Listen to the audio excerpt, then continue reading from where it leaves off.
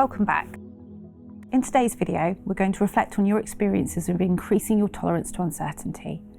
Before we do so, take a moment to write down any learning points or reflections from your worry diary or worry time this week. Was there anything you learned this week? Were there any worry outcomes? Did any problems arise in completing the tasks, and how did you get on with your worry time? Did you still fill the 15 minutes? Take a moment to reflect on this and any learning or problem solve any issues that may have got in your way. In the last video, we began talking about building your tolerance to uncertainty. You'll remember me saying that those who tolerate uncertainty, those who go with the flow, have been shown to worry less. So by acknowledging the things you do and the things you avoid in an attempt to control things, and then gradually tackling this, you'll build your tolerance to living in an uncertain world and therefore worry less. So how did you get on? What did you change? What happened?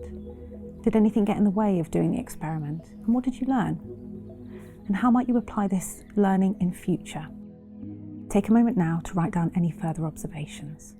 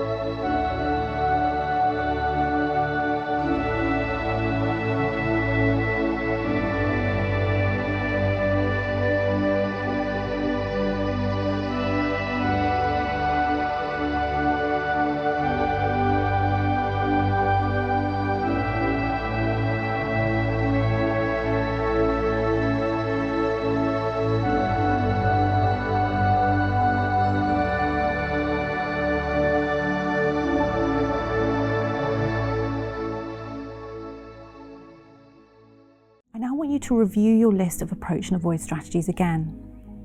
Take a second to choose another one as your goal for the next week. What will you do differently this week that will build your tolerance to uncertainty? Will you prioritise something you've been putting off? Will you try and introduce some spontaneity in life, like getting a partner to plan something for you without giving you any prior knowledge as to what you're doing or where you're going? You could delegate a task at work that you would usually do yourself. You could reduce the amount of times you check your email before sending it. If one of your behaviours is to avoid spontaneity, and you're therefore trying to increase spontaneity in your life, try this. Write down 6 activities and number them 1 to 6, anything at all. Roll a dice, and whatever the number lands on, choose the corresponding number, and that's the activity you're going to do. But you cannot research it or plan it, just do it.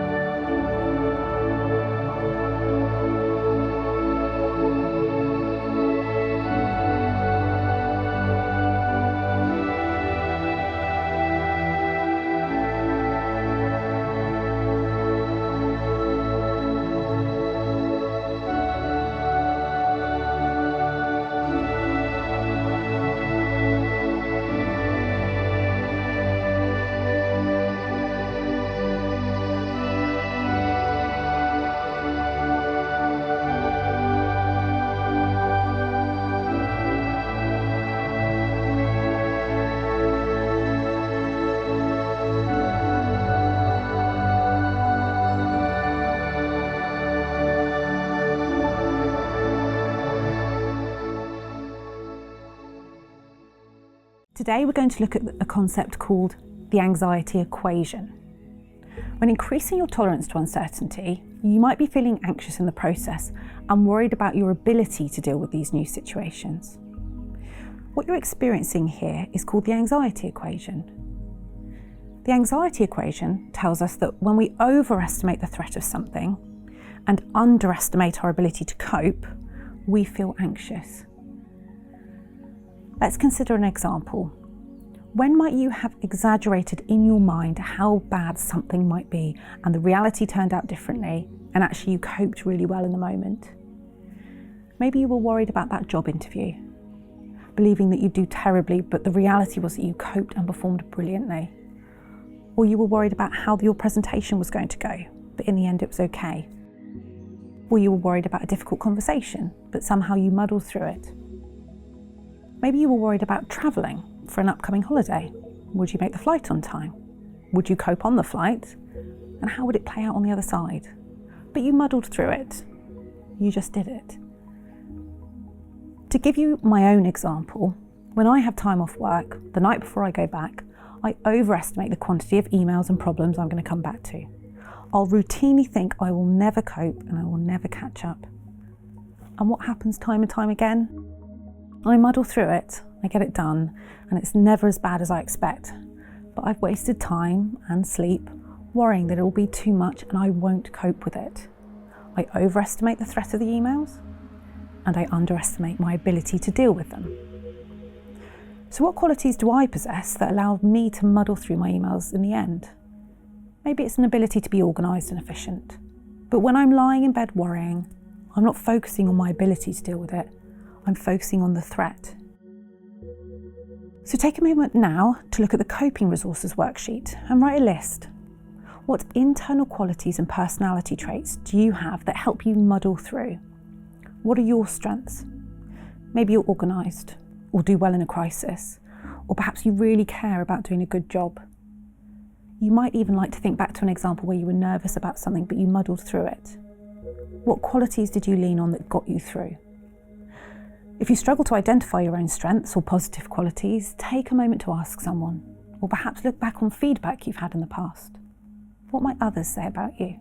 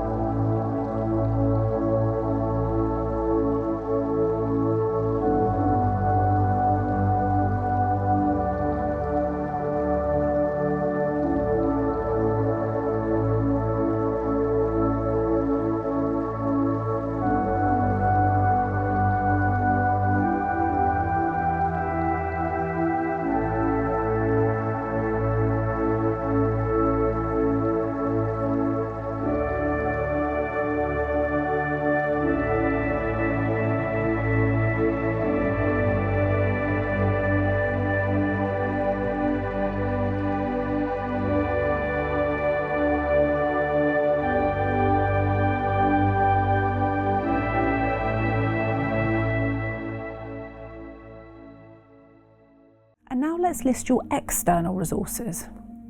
And by this I mean, what else are you underestimating? Perhaps you're not considering how much time you really have. When we worry, we often underestimate the amount of time we have to do something. Or perhaps you're forgetting that you have colleagues to delegate to, or a partner to help you out.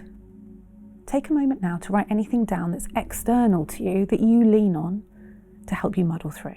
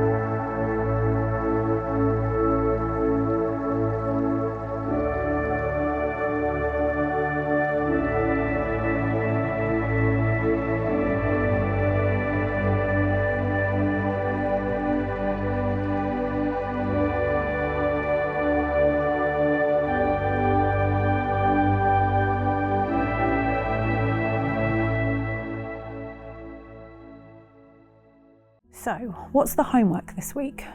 Well, let's not forget the worry diary and worry time. This is still our foundation.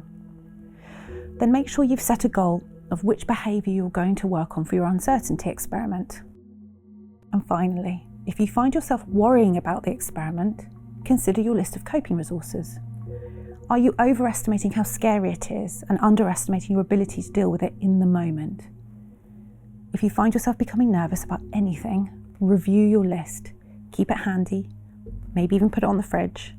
I want you to develop the ability to tip the scales towards noticing your strengths rather than exaggerating the threats. So if you feel nervous, ask yourself, what strengths and external resources will I lean on to get me through this? And that's it for today. But before we finish, take a few seconds to write down your main takeaway message from today's session, and I'll see you next week.